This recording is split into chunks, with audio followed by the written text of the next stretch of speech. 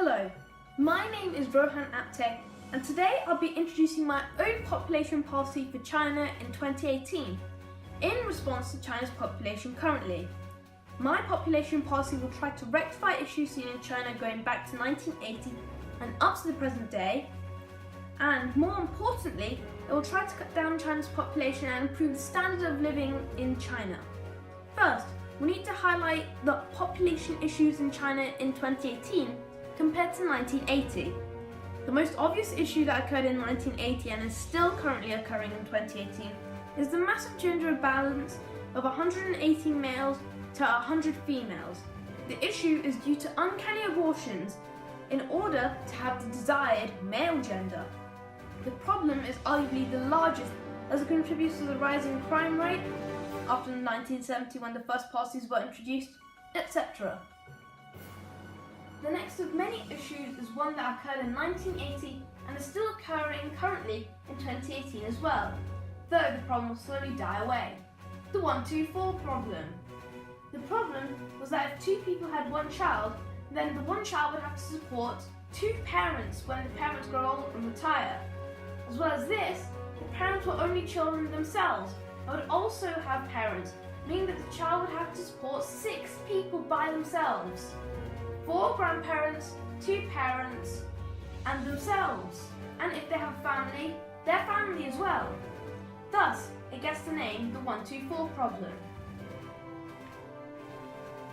A few more notable problems that occurred in 1980 and are still occurring now are the Little Emperor Syndrome, essentially meaning spoiled children, children being pressured by their parents, and loneliness due to not having siblings. Now focusing on the 1980s, there was the bribing of doctors to reveal the child's gender, which led to many uncanny abortions. This also breached human rights. However, we are focusing more on 2018 and instead there is more resources, and unlike in 1980, the population is increasing at a higher rate in urban areas, but in total increasing at a lower rate. This is shown by this graph. In 1980, the urban population was at approximately 170 million, while at the time the population would increase by approximately 130 million per 10 years, while in 2020 the population is estimated to be approximately 900 million and was growing at approximately 300 million per 10 years. However, in total, in 1980 the population was at 1,000 million, 1 billion, and was increasing by approximately 280 million per 10 years, while now it is at 1,400 million, 1.4 billion, and is increasing by approximately 18 million per 10 years. Also, this population pyramid from 1980 shows us that there was a high birth rate from 1960 to 1970, with the age group of 5 to 14-year-olds contributing 16% of the population, while the population pyramid from 2018 shows us that the last high birth rate was from 1978 to 1988. Now, the age group of 5 to 14-year-olds only contributes 11.3% of the population now. Now on to my policy and how we'll attempt to rectify some of the issues. My policy is called the Emigration Policy. The policy would take advantage of international relations that China has made. In using these relations, it will cut down China's population and could reduce poverty, depletion of resources, and stress on essential healthcare services. The immigration policy would emigrate Chinese citizens to more wealthy countries that have strong international relationships with China, example, Singapore and Qatar.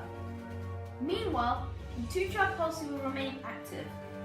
When the rich countries take the Chinese citizens in, it would remove a big portion of the population, and with the two-child policy working in the background, China's population would stay relatively the same throughout many years. The policy would be integrated and tackle the issues from the paragraph above by the following. Before we begin, note that the two-child policy already tackled a few of the problems already discussed, including childhood loneliness, the Little Emperor Syndrome, and the 1-2-4 dilemmas. Therefore, we decided to keep it.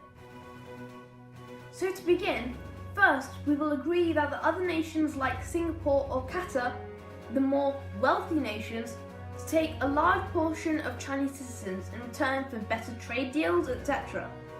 This change will immediately cut down China's population by about 400 million, if they accept that amount. And, as said earlier, with the two-child policy working in the background, going forward, the population would stay relatively the same. It would also improve the standard of living of all Chinese citizens, including the selected to go to the other nations, as there would be more resources in general to go around.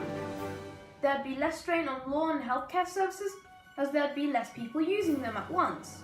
Notably, in the social, economic and political side of the world, the agreement with the more wealthy countries will strengthen and solidify China's rise to become the next superpower, while making many Chinese citizens powerful in society. Also, a thing to note as well is that with more people working in the richer countries, it means that there would be more money earned. And with less people working in China, the average income would rise. Note that the intelligent and harder working citizens would emigrate, as well as elderly dependents who are above 80 years old. This is because if they stick around, then the population would slowly increase. This is also due to advances in healthcare. Next, after the change, there will be more rules and policies enforced. These will tackle problems involving human rights, abortions, bribery, and the gender imbalance in China. The first rule will be that if you abort a child once for non-medical reasons, you cannot have another child. This rule was introduced to tackle both uncanny abortions, which also leads to China's gender imbalance of 180 males to 100 females. With these two problems gone, it also leaves a small variety of problems left, which we will cover now. The second rule would be that if you had more than 2 children, then you need to pay a tax half of the annual income for each child. This rule took inspiration from the old rule from the one-child policy, which made you pay 4 times the annual income. However, we've made it a bit more lenient so it doesn't result in poverty or even death, like it once was. This rule would encourage families to stop having children, but not in a brutal way.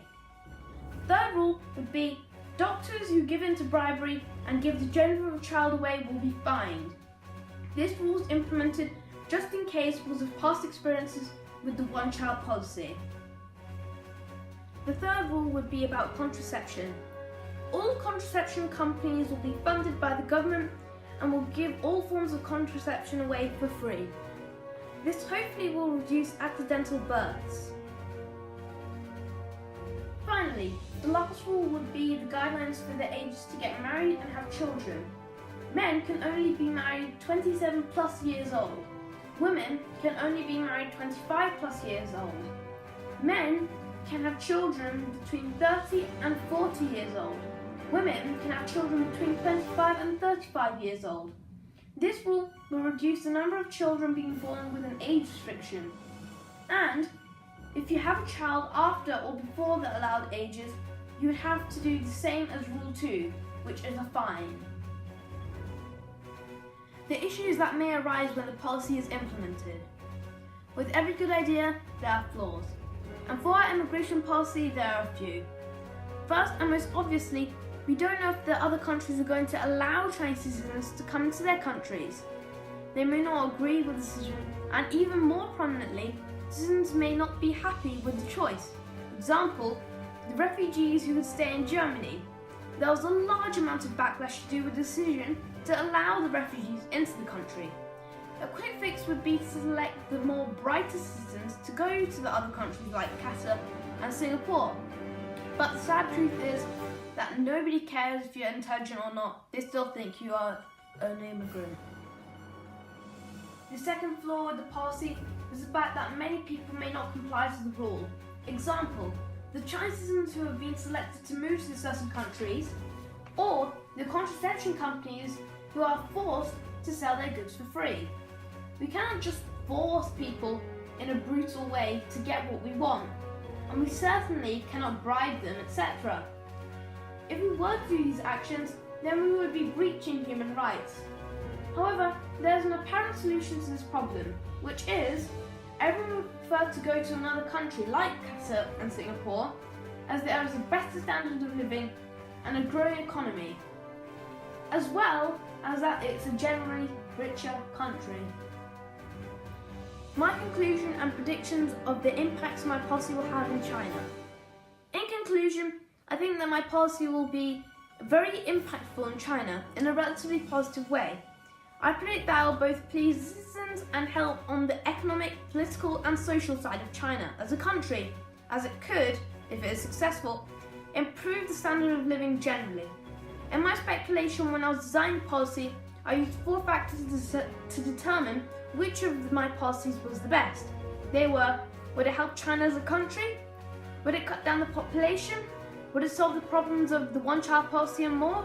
And finally, would it please the citizens? So, as many of you have guessed, the immigration policy ticked all of the boxes. Overall, the immigration policy would be a very good policy, but the only problem with it is if the wealthy countries will actually take the Chinese citizens. Thank you.